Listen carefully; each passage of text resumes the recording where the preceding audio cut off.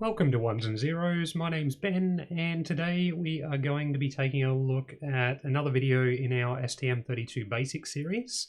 In this one, we're going to be looking at controlling servo motors using STM32 devices, specifically timers in PWM or pulse width modulation mode.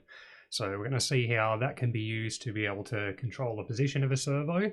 And some of what it takes to get them wired up, what the signals look like, what sort of signals the servos require in order for them to operate. And we'll go through and actually get a bit of a driver written so that we can actually get the servos being controlled.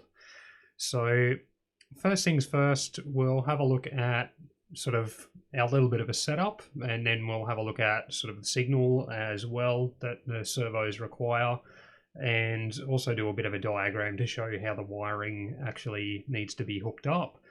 And then we'll go through and write some code. So that's the plan for today. So I have a few things set up here at the moment. If we switch over to that, so might just go with that one so you can see a bit more of what's going on. Seems to be a tiny bit out of focus at the moment.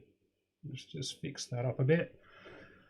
So we've got our STM32 F411 Nucleo board just there that we've used in a lot of this series' videos. That has some wires running out to a 3.3 to 5 volt logic level converter, mainly because the servos need a signal that is actually a 5 volt signal rather than a 3.3 volt signal. So that guy, see if we can get that in focus there, is just this little board. Try and get that to actually focus for us. There we go. So what this one allows us to do is have up to 4 signals that are being shifted from a 3.3 volt or a low voltage up to a higher voltage, in this case 5 volt. So 6 pins on each side. Each side requires a power and ground for its respective voltage. So in this case, the low voltage would require 3.3 volts and ground, and the high voltage side would require the 5 volts and ground. And that allows us to step up the signal to something that the servos can actually use. That is then being connected through to our little bus board here, which has 3 rows all connect with all the pins connected to each other. So it allows us to share out 3 different independent signals or power or ground or whatever. So in this case, the right hand row is all ground, and we've got that one connected through to the ground in a logic level converter on the high voltage side. It's also connected to a ground on the STM32 board so that they're sharing a common ground. And then it's going off to the grounds for the servos, as well as the ground for the 5 volt supply that we're using to run these things as well. We've got the middle one, which is actually our 5 volt line. So again, that's running off to our power supply, as well as providing power to the 5 volts inputs on the servos, and also providing 5 volts to the high voltage side of the level converter as well. It'll make a little bit more sense when we draw up a bit of a diagram of this as well. The third row on our little bus board is actually our signal. So we've got the signal is the yellow wire coming out of the STM32. That one's traveling over to our level converter. The blue and green wires here that are connected to this board are the power and ground for 3.3 volts, which is going over to our level converter as well. And then that's getting converted, coming over via this grey wire here and being connected to this bus. And then that's then going off to the couple of servos that we've got set up here, as well as we're taking a copy of the power and ground and sending them over to the oscilloscope so that we can see what the signal looks like there as well. So the power supply we're using, when I'm in my lab, I would normally be using my fancy benchtop power supply. However, just with this setup here, a nice easy way to do it is to take a typical battery bank, so just a normal USB battery bank, and just using the 2.1 amp output of that via a modified USB cable so that it can supply the 5 volts that we need. So these servos, considering they're not actually hooked up to anything and not actuate anything other than just sitting there moving, not going to draw that much current, but you don't want to be sharing it with the 5 volts that's going to the STM32. So for example, I wouldn't take the 5 volts the connection off this board and use that to power the servos, as you potentially may end up in a situation where you fry the 5 volt regulator or some part of the circuitry on the STM32 board. So you want a separate supply for that. So we've also got the oscilloscope hooked up, as I mentioned. So if we just shift to that one, so we can see we do have a square wave signal, which is changing over time on that one, and that's just so that when the servos are powered up, what this will be doing at the moment is slowly moving the servos one way and the other as the signal, the high part of the signal, gets wider and narrower. And we'll also get into sort of what sort of signal that the servos require as well in a moment. So just so you can kind of see what that signal is actually doing to the servos, if we just zoom back out onto that, we'll plug in the 5 volts for the servos, and we can see they're just moving backwards and forwards through their 180 odd degrees of movement. Now the servos are fairly similar, both 9-gram servos, the main difference being that the blue one on the left here is a sort of slightly cheaper plastic geared servo, while the one on the right hand side uses metal gears, so tends to be a little bit tougher, but both fairly similar. So that's kind of what we've got happening there. So we'll just unplug the power for those guys at the moment, and let's have a look at some of how this all works. So I'm going to jump over to this one so we can draw some bits and pieces. So typically, if you've got a servo, it's going to require 3 signals coming into it. So, or 3 wires coming into it. So you're going to have a ground wire, which is going off to ground. So you're going to have your 5 volt input, plus 5 volt. And you're going to have your signal. And the signal itself is what controls the servo to determine what position it needs to be at. So inside the servos, they're going to have a motor, a gearbox, and a potentiometer, and a little bit of circuitry. So if you could imagine, say we've got our gearbox, we've got some various gears in there all connected together. We've got our motor, we've got a potentiometer, so we'll just call that pot. We'll also have an output shaft, which is the part that's actually moving that we can connect stuff to. And then we'll typically have a little circuit board with some wires going off to these guys, and then we'll have our actual 3 signal wires coming into the servo. So essentially what the circuit will be doing is looking at what's coming back from the potentiometer and checking that against the signal that's coming in from outside the servo, figuring out, is it in the correct position, is it not? If it isn't in the correct position, then it will move the motor one direction or the other in order to get the servo into the position it needs to be in for that to work correctly. So typically a servo will use what's known as a PID algorithm in order to make that movement happen so that it's sitting at the correct position. So if you want to know more about those, they're a little bit complicated, but there's a really cool Wikipedia article that you can check out on that if you're interested. A little bit beyond the scope of this video though, but just so you kind of know how that works. So the actual signal that the servos want, as we saw on the oscilloscope, is going to be a square wave with some short pulses. Now the actual frequency of this wave, so the overall period there, is typically 50 Hertz. However, you do get a little bit of leeway with that, in the sense that you'll see when we have another look at the oscilloscope that the signal coming out of this STM32 is actually being measured as 49.5 Hertz by the oscilloscope. So it's slightly off, but the servos still work fine with that, because it's still within what they can handle effectively.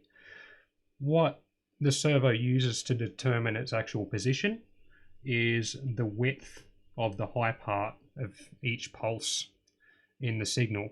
So to go into the center position, typically the servo is going to want 1.5 milliseconds pulse length, and typically, as a rough rule, in order to go fully anti-clockwise, so we'll call that AC, it's typically going to be around 1 millisecond. It might be less than that, it might be more than that, depending on the particular servo.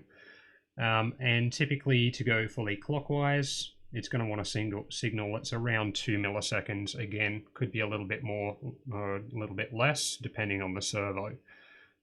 These particular servos, to go fully anti-clockwise, typically looking at about 0.6 of a millisecond, and to go fully clockwise, typically looking at about 2.4 milliseconds in order to get the full 180 degrees of rotation out of the servos. Although both of these servos, being slightly different, do have slightly different characteristics there as well, but that's a bit of a rough guide. So if we jump back over to the oscilloscope,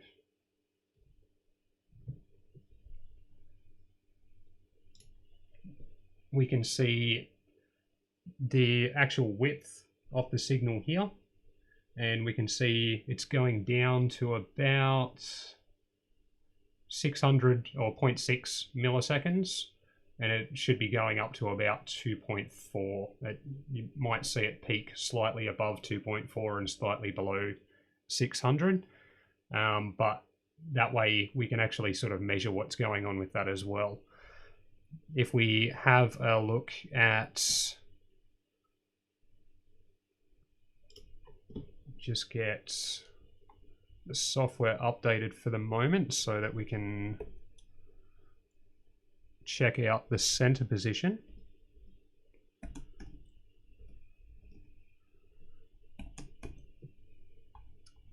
And then we'll sort of see what that looks like just without the continual movement.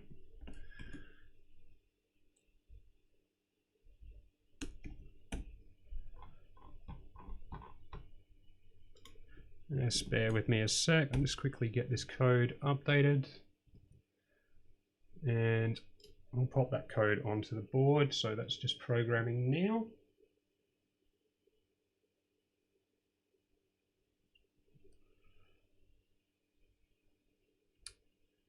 And there we go. So we can see the signal now coming up on the oscilloscope. We can see it's sitting at about 1.52 milliseconds. Which will be pretty much close to the center position for the actual servos. So if we power the 5 volt back up, we can see both servos have jumped back to their center position there. So that's kind of what the signal looks like. Let's have a look at how this is all wired up so that you can sort of see a bit of a diagram rather than the rough stuff that we were looking at with the mess of wiring we've got going on there. So we've got our STM32, and we've got our level converter. We've got our servo over here. We won't worry about putting the little bus board in there because it's kind of part of the diagram anyway. So this is our servo. Excuse my messy writing. So we've got 3 signals being connected over to our level converter board. So we've got our ground, our 3.3 volts, and then we've got our signal. Coming off of so we'll put low voltage and high voltage, even though it's not really a high voltage, but it's higher than 3.3. So just so that we make a bit of sense of that, we've got our ground, our 5 volts, and our signal coming off the level converter. So this is 5 volts and this is ground. We do also have an extra ground connection coming off the STM32 and going over to our ground here, being hooked up to that. And then we've got our 5 volt supply, and that is got a ground which is connected over to our ground on our 5 volt side, and we've also got a 5 volt connection going off to our 5 volt supply there. So 5 volts and ground. So that's basically a diagram of how that stuff is actually connected. And we can see, although we've got some pretty messy wiring, that's fairly simple in terms of how it's actually connected. It's only made that little bit more complex by the need for our level converter here in order to bump that signal up from our 3.3 volts to our 5 volts. So that's kind of how that all works there. Now let's go through and actually get a little bit of code written and see how this actually works. If I switch this over to this one, there we go. Grab some coffee quickly and let's write some code. So we're going to make use of the PWM driver that we've written in a previous video for a couple of reasons. Firstly, because it means we're not duplicating code in a servo driver that we already have access to. And secondly, because say for example, we set the PWM driver up on a timer that has 4 PWM channels that we can use. We don't have to use all 4 of those channels to be driving a servo. So for example, if we have 4 channels, we could use 3 of those channels to be controlling a RGB LED like we've done in one of the previous videos recently. And then we could have the 4th channel controlling a servo, or we could have a couple of channels controlling servos and a couple of PWM signals going off to like DC motor controllers or something like that, or ESCs, depending on what we actually want to get the system to do. So by having it so that the servo driver is a little bit separate to the PWM driver, but allows them to work together, allows us that little bit of extra flexibility, similar to what we did when we did the RGB LED video. The code that we're going to be building on today is basically the code as it was at the end of the RGB LED video. And we'll go through and get a bit of a driver written to make this all work. So I've just cleaned up some of the bits in main.cpp that were initializing the RGB LED and things like that there, so that it's good to go. Again, much like our other videos in this series, this source code will be available up on our GitHub so that you can be able to access that and have a play with it and stuff like that as well. There will be a link in the description so that you'll be able to get hold of a copy of that. Now let's get the particular bits that I need here. So first things first, we're going to need a header file and a source file for our servo driver. So QAD servo.hpp and new source file, which will be QAD servo.cpp. Grab hold of our header section from one of our other files.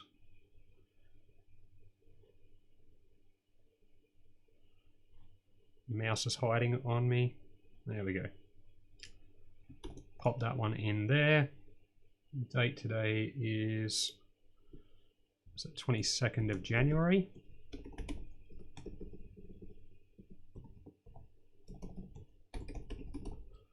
And it's 2022. This will be a servo driver, and it's QAD servo.hpp. Do our prevent recursive inclusion stuff.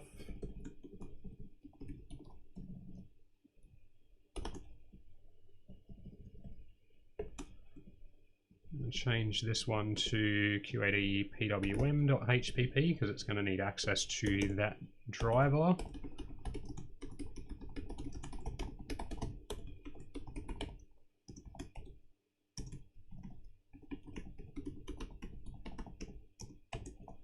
Like so. We'll grab hold of that one and we'll copy it over to our source file.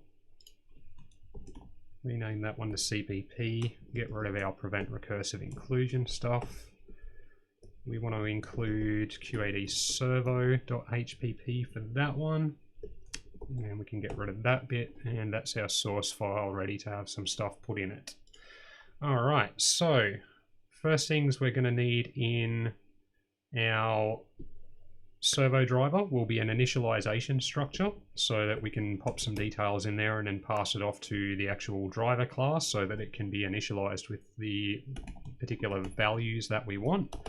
So we're going to call this one QAD servo init struct. So going with a similar naming convention to the other drivers that we've created thus far. And I'll also note that you don't need to do a type def for a structure in C++ like you do with C. It's just I've done that much C code that it's kind of muscle memory at this point. So it'll still do exactly the same thing.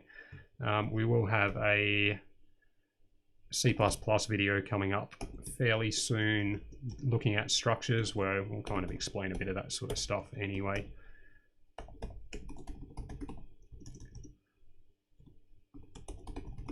So first couple of things that we're going to want to pass to the driver to set it up will be a pointer to the actual PWM driver that it's going to be using to access the channels or channel for the servo, and which channel it's actually going to be using in order to send out the particular servo signal. So that's a member of the QAD PWM channel enum, which is defined in QAD PWM HPP.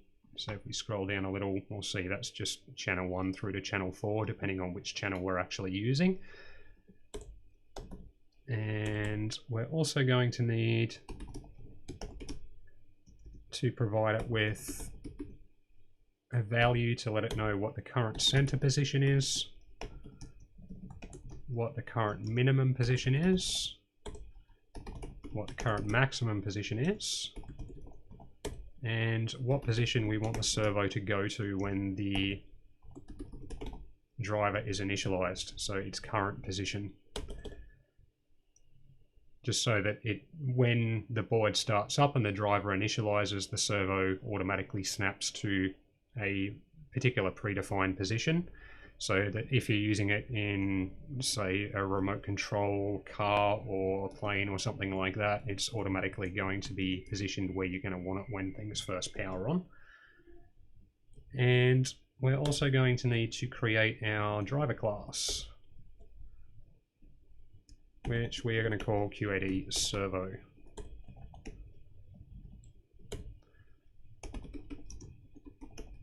Now we could do this a few different ways. We could have it so that this class actually inherited from the PWM class, or a couple of other different approaches. But like I said, we're going to have it so that we set up the PWM driver independently of the servo driver, just because it provides that extra little bit of flexibility for us. Now we're going to need a couple of bits of data inside the driver, which firstly will be an initialization state variable, which is a member of the QA init state enum.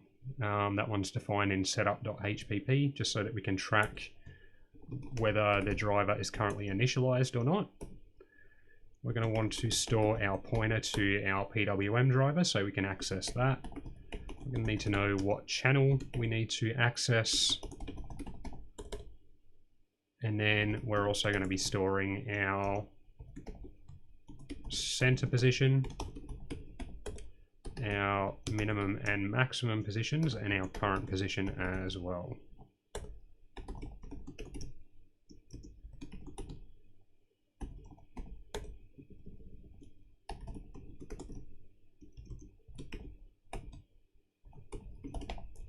Like so. All right, now along with that, we're going to need some methods to make all of this work. We're going to delete our default copy constructor. Default constructor, sorry, brain is not working right at the moment. So because we want to be able to pass a initialization structure to it, we're going to create a constructor specifically for that. And as I mentioned, just delete our default constructor,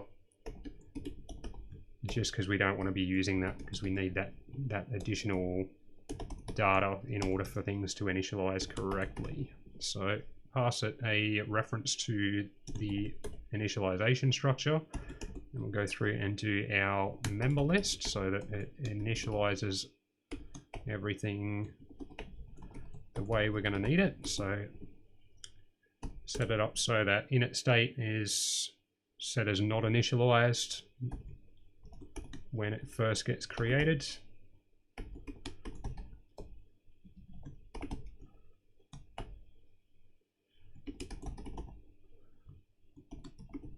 And then copy across the details from our initialization structure.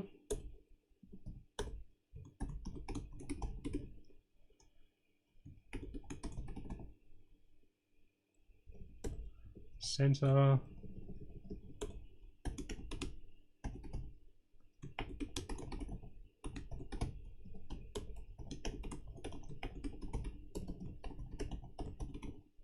Maximum.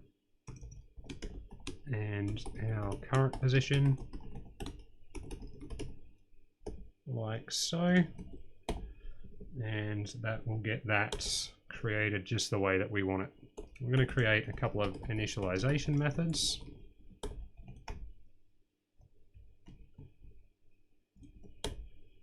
So we want one to be able to initialize the driver, and we want one to be able to deinitialize the driver. Our initialization method is also going to pass back a QA result, just to let us know whether or not it has actually successfully initialized as well. We're going to want some control methods just to allow us to actually control what's happening with the servo. So we want one to allow us to set the center position, and we'll just pass a uint32 to that one. One to allow us to set the minimum position, our maximum, and also our current position.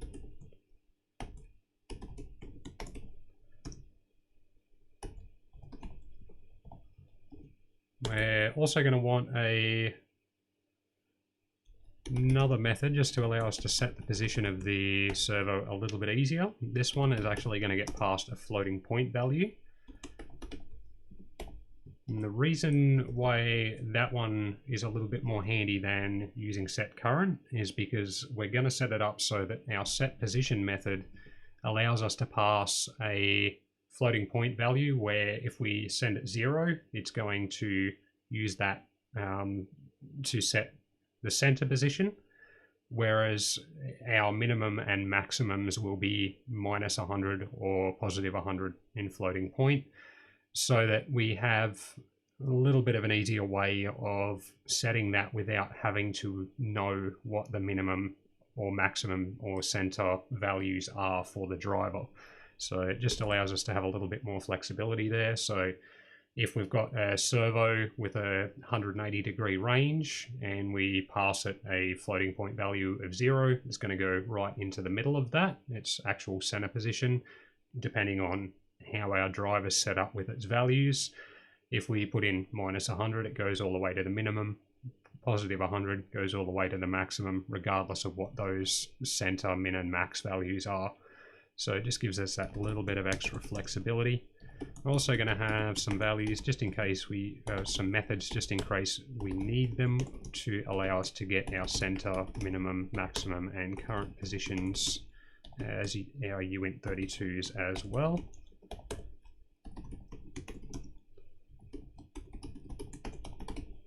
Like so. And then we'll also create a couple of other methods that might come in handy, which is center, min, and max. So if we call center, it will put the servo in the middle or at its center position. If we call minimum, it will go to its minimum position. Maximum will take it to its maximum position. So again, just give us a little bit more flexibility as to being able to control the servo a few different ways. And we're also going to have one private method in here as well. And this method will be responsible for updating the pulse width modulation signal to actually update the signal going to the servo, which we're going to be calling from a few of our different other methods. So to save duplicating code, we're just going to have a single update method that we can call from a few of the others. So that is the particular methods that we're going to need to make that work for us. So let's jump over to our servo source file and we'll get some code sorted out over here as well. So we're going to start with our initialization and deinitialization methods. These ones are fairly simple. So our initialization method is basically just going to go through, set our driver state to show that it is actually initialized, and then call the update method so that it updates the servo position or the signal going to the servo. And our deinitialization methods basically just checks whether it's initialized or not, and then goes through and sets the driver to being not initialized. Now, they're basically there as well so that if we go to add more functionality to the servo driver in future and we need stuff to happen when the driver is initialized or deinitialized, then we've got those methods there ready to go to be able to do that if we need to as well. So kind of future-proofing a little bit too. And let's get our set center, set minimum, set maximum, and set current methods copied over. Good to see it's messed up the indents.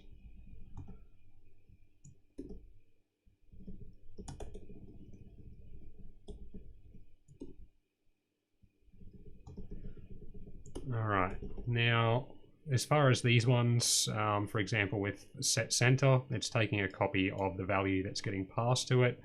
It's making sure that that value is not less than our current minimum value and it's not more than our current maximum value. And then as long as that's all okay, then it's chucking that in, storing that as our new center value.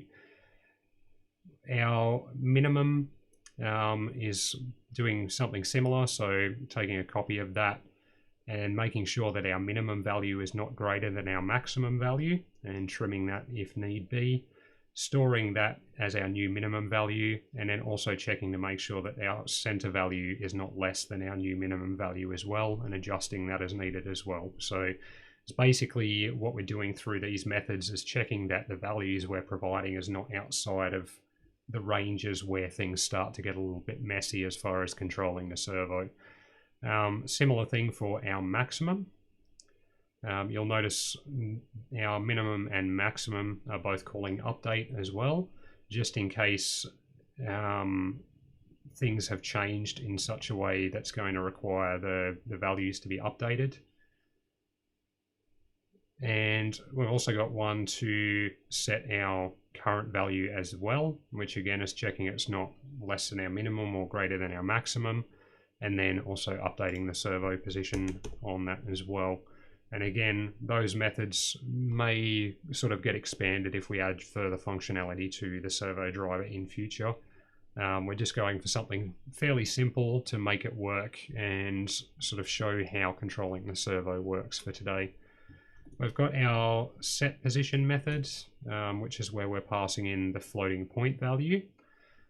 This one is firstly checking to see if we're passing it a value of 0, and if it is, then it knows it needs to set the current value to our center position.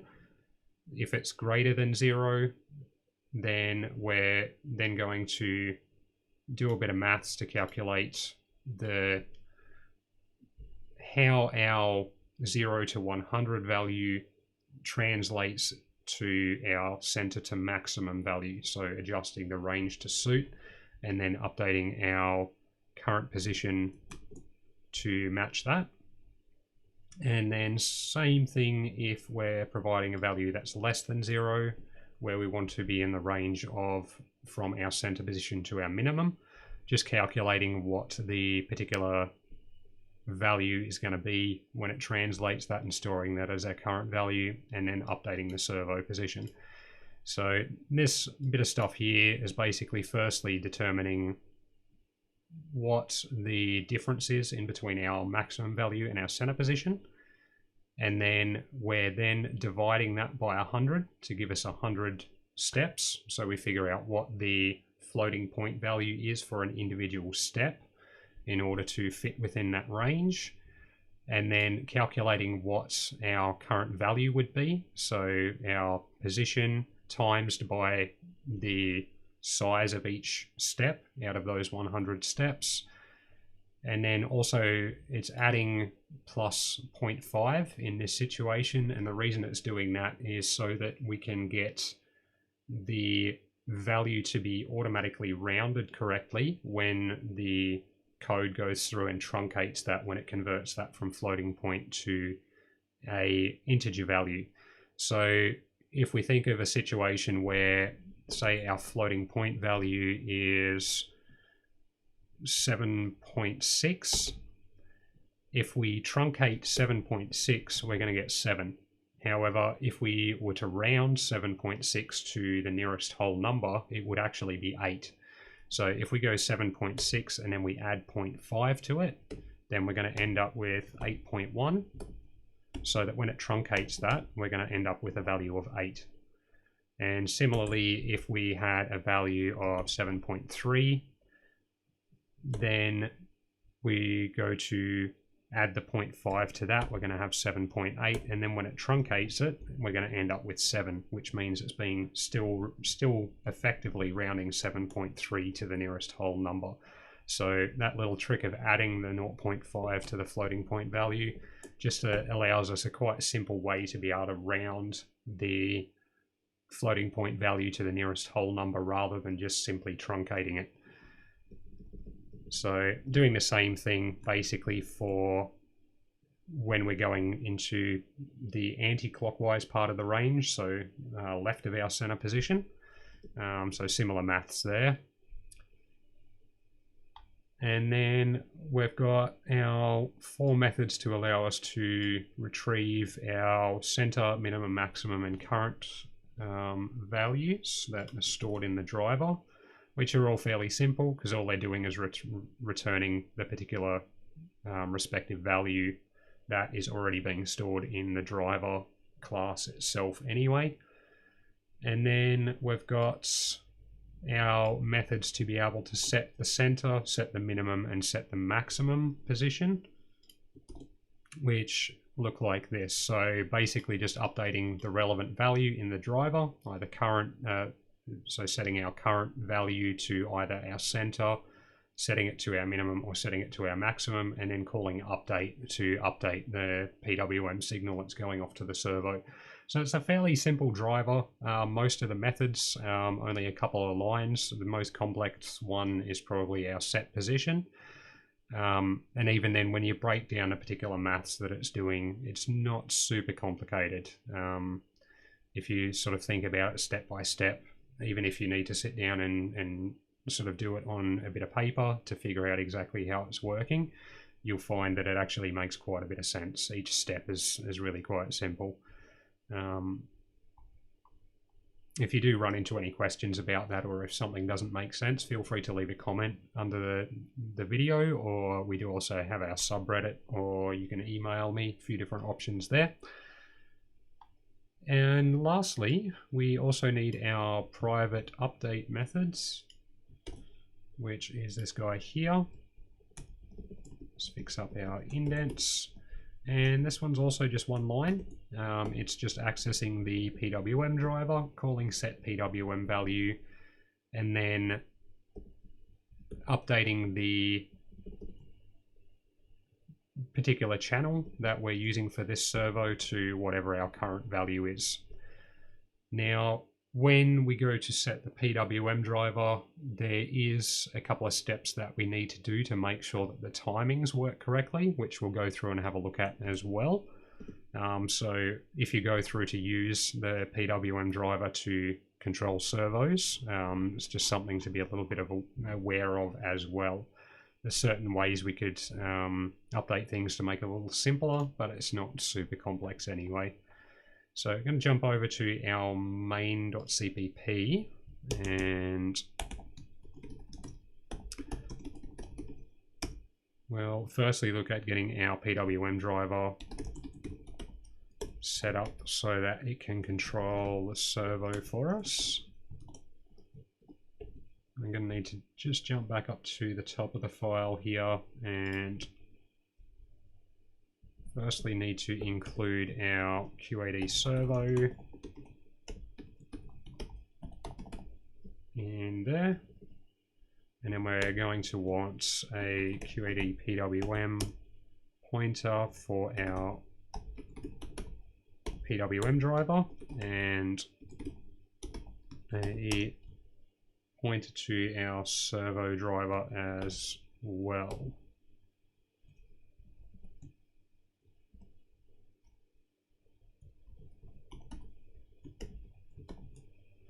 Might just call that PWM test and servo test just so that the names match a little bit closer. This makes it look a bit neater. So just got both of those guys there. Scroll back down to where we're initializing all of this stuff. And let's see how we go about doing that. So, looking at our actual timings for how we make sure we're getting our 50 Hertz and make things a little bit easier for adjusting our values and all of that sort of stuff. There's a little bit of a easy approach that makes that a bit simpler for us. So if we jump over to our iPad and there we go, that's a bit better. So the timers on this F4 board, both the ones that are connected to peripheral bus 1 and peripheral bus 2 are all running with a clock speed of 100 megahertz set up the way they are at the moment. So it's important to be aware of what the frequency is of the timers depending on how you've set up the clocks and things like that for your particular project. So knowing that we've got 100 megahertz clock in this situation, we need to go through and figure out how we're going to get the timer to provide a PWM signal that's 50 Hertz. So that's what we actually need for the servos. And we also know that we need to be able to provide a pulse width of between somewhere around 1 milliseconds to 2 milliseconds, or slightly less or slightly more depending on the particular servo. And we want to be able to have a bunch of different steps to set the servo to. So we don't want to restrict ourselves to just having, 5 different positions or something that we can actually set the servo to. We want a nice range so that if we're getting it to move slowly or something like that, we can actually move it in fairly small steps so that we get better control over how things are actually working. So the way I go about actually calculating all of this, and there's probably a few different ways to do it, but the way I find simplest is to simply go 100 million divided by 50. And then if we do that, I believe we're going to get 2 million. Just double check my maths to make sure that I get that right. Divided by 50 gives us 2 million. Now with our timer, we've got 2 different values which are going to determine the overall frequency of the signal coming out of the PWM. So we're going to have our timer prescaler, which takes our 100 megahertz clock and steps it down to a slightly slower clock frequency. That is then used to increment the counter inside the timer. And we're also going to have our timer period value, which basically defines how many steps are in each overall cycle of our frequency. So if we have our signal like so, then if our period value was 10, for example, then we're going to have 10 individual steps in there. We're going to want more than that, again, because we've got only controlling this little bit of the signal. We don't want to use the whole range. And we want to make it sort of simple numbers so that it's something that we can work with fairly easily. So the easiest approach there is to make our timer period 20,000, which allows us to have because our overall period of our signal, being a 50 hertz signal, is going to be 20 milliseconds. So if we use a timer period of 20,000, that means that there's going to be 20,000 steps over the course of each individual clock pulse, which means that it then makes the maths easy to convert to milliseconds, because it's going to mean that 1,000, a value of 1,000 would actually equate to 1 milliseconds, because you've got 20,000 here divided by our 20 milliseconds. And that'll make a little bit more sense when we go through and actually start setting that up. Now, we've also got to figure out what our prescaler is going to be based on the fact that we want our period value to be 20,000. And the way we do that is take our 2 million, or our 2 million value, and divide that by 20,000. And if we do that, then we get a value of 100. So we know that our prescaler needs to be 100. So if we multiply our 100 by our 20,000, we get our 2 million. And that then allows us to have the 50 hertz clock that we need based on our 100 megahertz input clock to our timers that we have. So I hope that makes a bit of sense. again, you'll kind of see how that kind of works a little bit here in a second as well. Makes it a little bit easier. So let's jump back over to this one and let's get that PWM driver set up based on that bit of info that we have. So knowing that our prescaler needs to be 100 to allow our period to be 20,000. So first thing we're going to need for the PWM driver is an actual initialization structure. So PWM, oops, it should actually be QAD PWM init struct, which is defined in our PWM header file. I'm going to call that one PWM init, and the particular timer we're going to use for this one will be timer 2.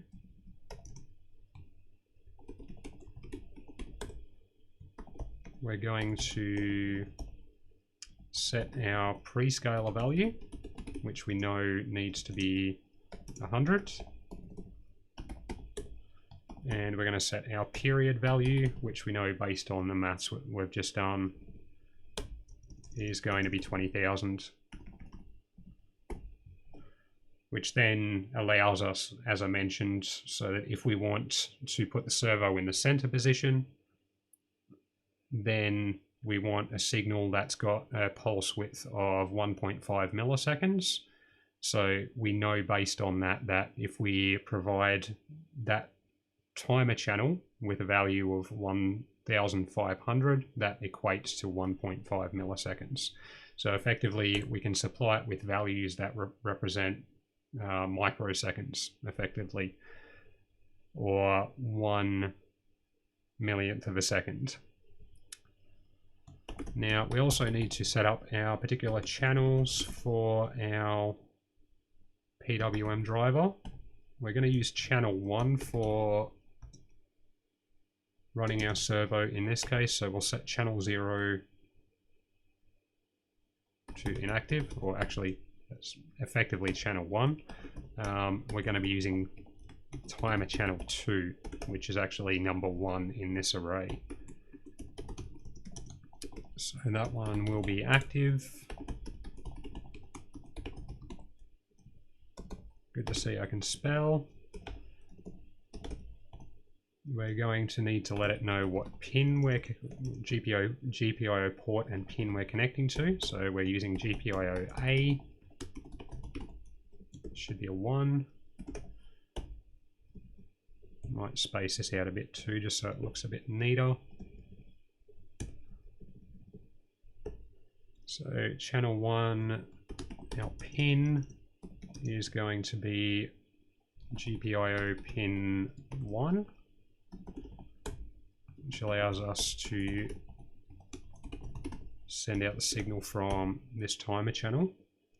And we need to let it know what the alternate function is for that one in order for it to connect that pin to timer 2 channel 2, which is GPIO alternate function 1, timer 2. Now, in this case, we're not using timer channel 3 or 4. So we'll set both of those guys to QA inactive.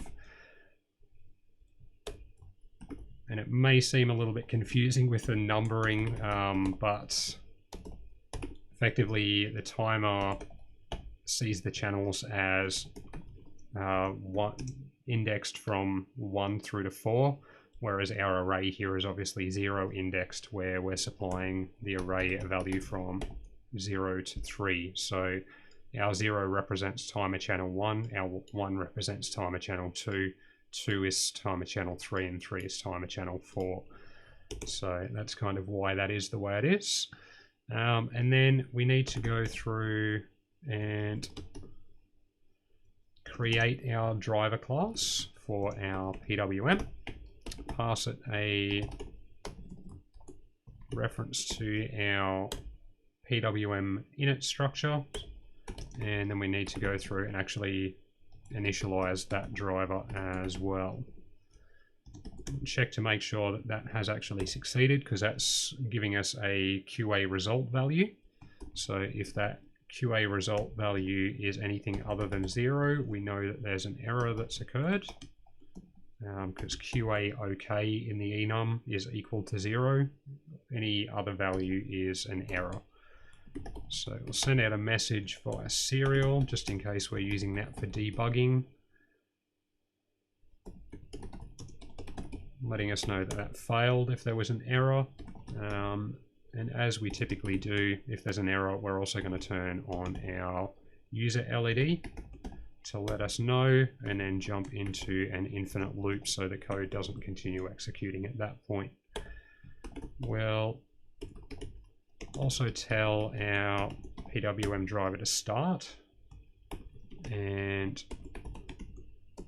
at this point that's all been set up correctly, so we'll pop out a message letting us know that it has initialized and started correctly. So that's our PWM side of things. We also need to go through and set up our servo driver that we've just created.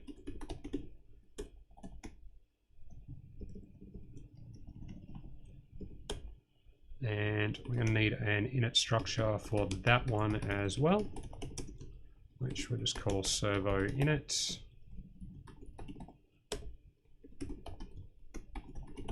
And in this one, we're going to need to give it a pointer to the actual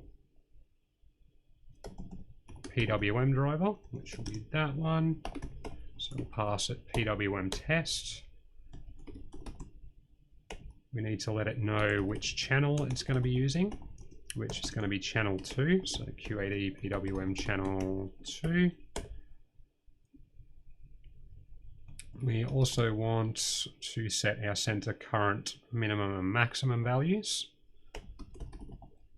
And we know based on the timings that we've used to set up the PWM driver that in order to get to our center position, knowing that we need a pulse width of 1.5 milliseconds, we need to supply it with a value of 1500. So U center will be 1500. Tidy all of this stuff up a bit. We'll go with our minimum, and based on the fact that we know for a typical servo, the minimum is generally going to be around 1 millisecond of pulse width. We'll go with 1000, which represents 1 millisecond. And our maximum, which is typically going to be about 2 milliseconds, which of course is 2000. We're going to set our initial position of the server, so our current position, to the center position. So we're going to put 1500 in there as well to get our 1.5 millisecond pulse width. So that's all we need to pop into that. We can go through and actually create our driver class for that. Pass it a reference to our initialization structure. And then we want to go through and actually initialize the driver as well by calling our init method. Same as before, if we get anything other than a 0 back from that, we know there's an error. So we want to send out a message via serial to let us know that that has failed. We want to turn on our user LED to let us know there's an issue. And we also want it to jump into an infinite loop so that the code doesn't continue executing at that point. And if we get to a success with that initialization, then we can send out a message saying that it has actually initialized correctly, like so. Let's make sure that that all compiles correctly. Let's see how many errors we've managed to get ourselves today.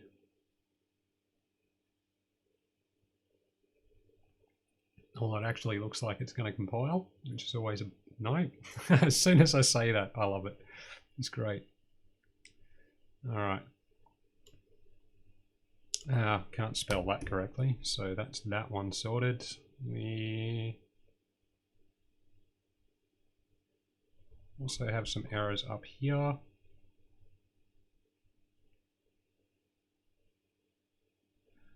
Okay, we haven't spelled that correctly either. That should be S channels rather than S channel.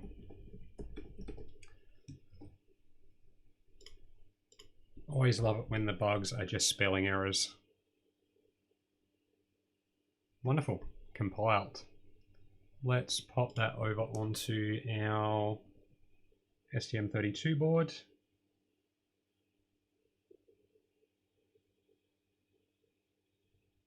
Jump over to our camera.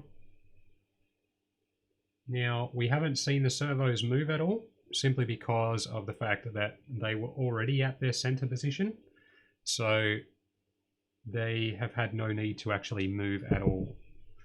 Now, if we jump back to our code here, let's get them to go to a position represented by 1 millisecond. So we put in 1000 for our initial value when it starts up. And let's pop that over there. Just going to disconnect and reconnect our 5 volts.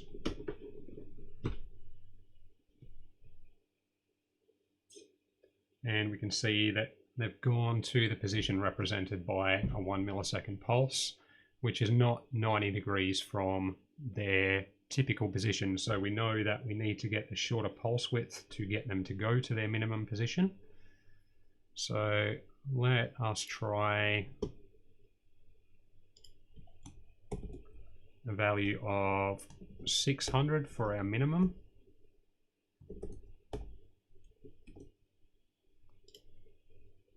Allows us to sort of find out what values these particular servos are actually going to be wanting. It's just copying over the code now.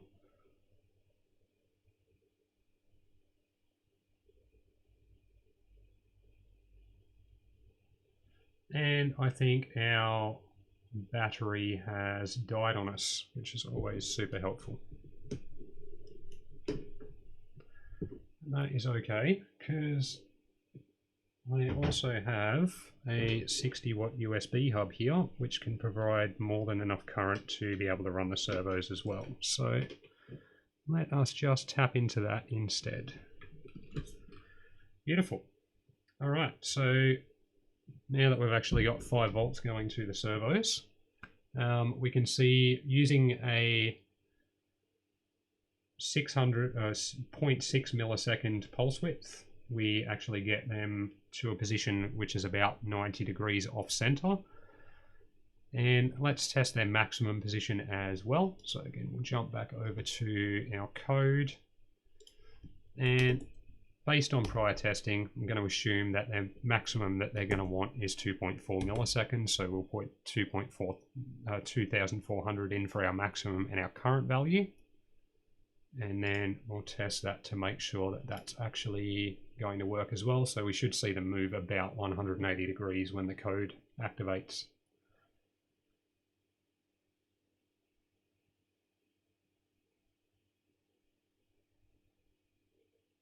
Just copying across.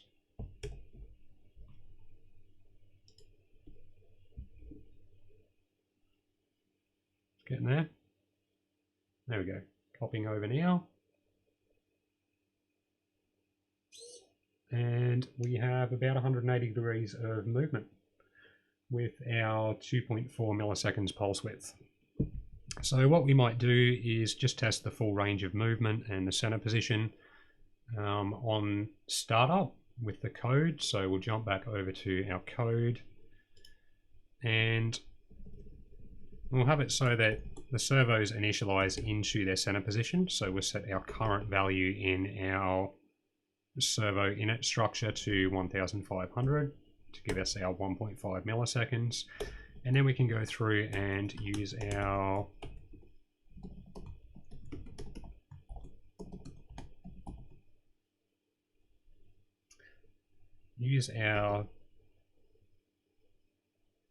center value to make sure the servos are definitely set to their center. We'll put in a delay of 1 second. send them to their minimum position, delay for another second, send them to their maximum position, delay for a second again, and then we're going to send them back to center. In fact, we don't need this one to set to center there, simply because we're doing that when we initialize the driver anyway, so save ourselves a step with that. And we'll go through and we'll pop that code over onto our board. Just copying over now.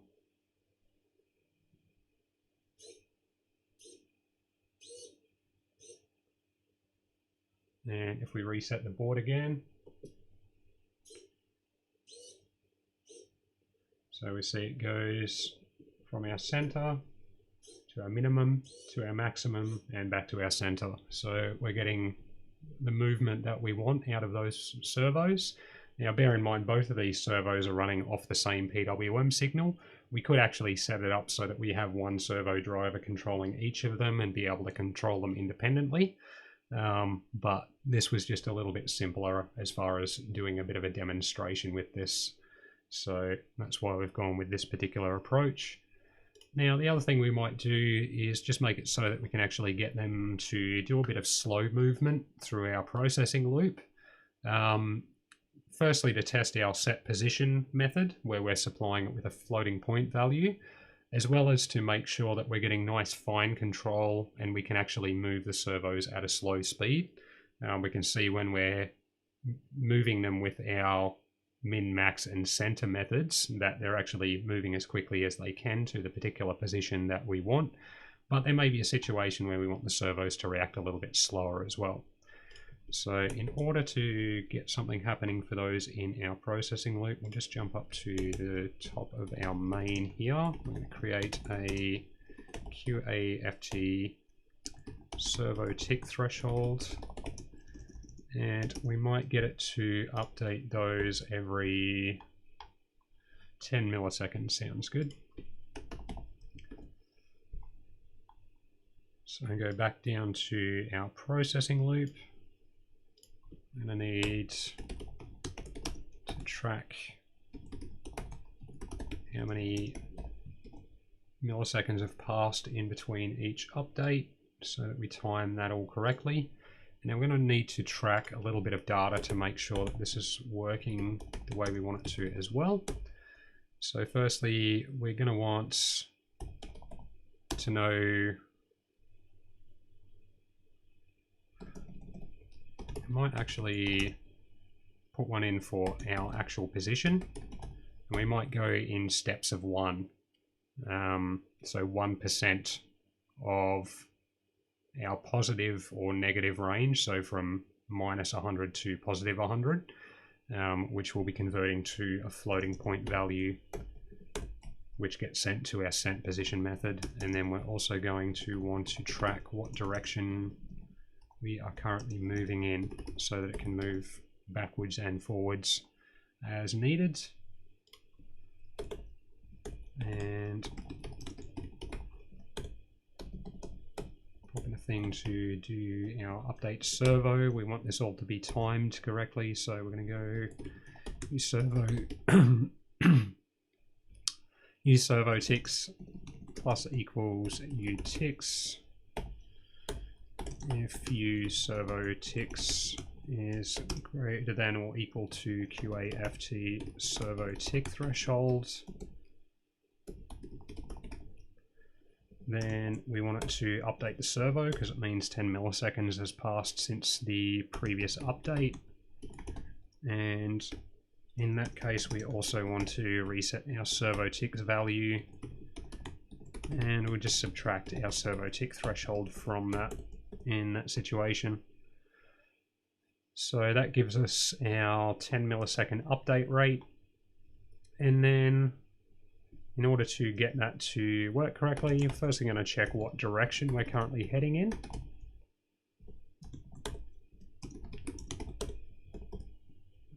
And if direction is true and I position is less than 100, then we will increment I position by 1. And if it's not less than 100, then we know we need to change direction. So we'll make direction equals false. And then if our direction was false, then we need to check if I position is greater than minus 100, because we're going from minus 100 to 100. And if it's greater than minus 100, then we will decrement I position. And if it's not greater than minus 100, then we need to change direction and start going back the other way. So that kind of calculates our position value, and then we can just go servo test set position and pass it our I position value, like so. So that way we don't need to know what our minimum and maximum values are, or what our center value is. This allows us just to provide a value that's between minus 100 to 100 in order to get the full range that we've set up for the servo. It also means that we can set the position of the servo independently of our trim values. So if you want to limit the range of motion, say for example you've got a remote control plane and it's controlling the elevators in the plane, you might want a particular amount of movement, and you might want less movement in the downward direction than you have in the upward direction, because you typically going to want to have more pitch up authority in an aircraft. Then you can do that using the particular minimum maximum center values, and then just calling set position respectively with where you want that to be located within the respective ranges. So just one sort of example of where that can potentially come useful. Let's make sure that that actually compiles. And then what should happen during the processing loop, make sure I spelled that correctly. What should happen during the processing loop is we should see the servos moving slowly forwards and backwards between the minimum and maximum. So that's compiled correctly. Let's dump that over onto our board. Jump over to this one.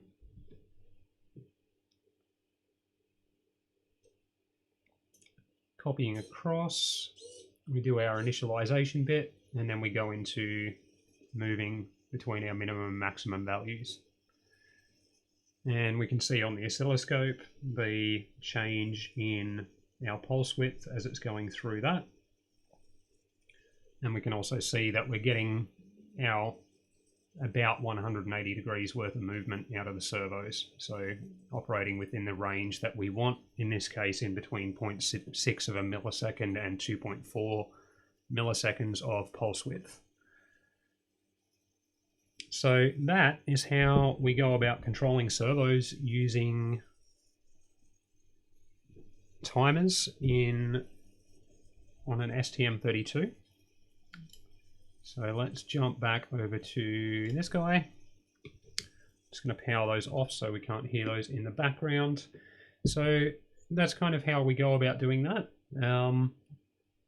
Even though servos are a fairly simple device, there is a little bit that goes into hooking them up and the particular signals, making sure timings and all of that stuff's correct. So hopefully with the diagrams and the maths and stuff that I went through, that makes a bit of sense as to why we go with a particular approach, or how to approach it if you want to do it a slightly different way. Again, this source code will be up on GitHub. There'll be a link in the description so that you'll be able to get your hands on that to have a bit of a play with it if you'd like to. And if you want to sort of have a look at how the PWM driver works, check out our PWM video, which is in our STM32 basic series, because that's where we actually go through and look at how to set up that driver, how it works, all of that sort of thing as well.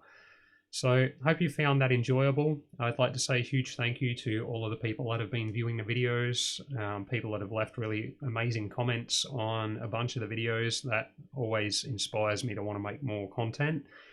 Thank you for all of the likes. If you've liked this video, definitely would love it if you click like, subscribe if you haven't already.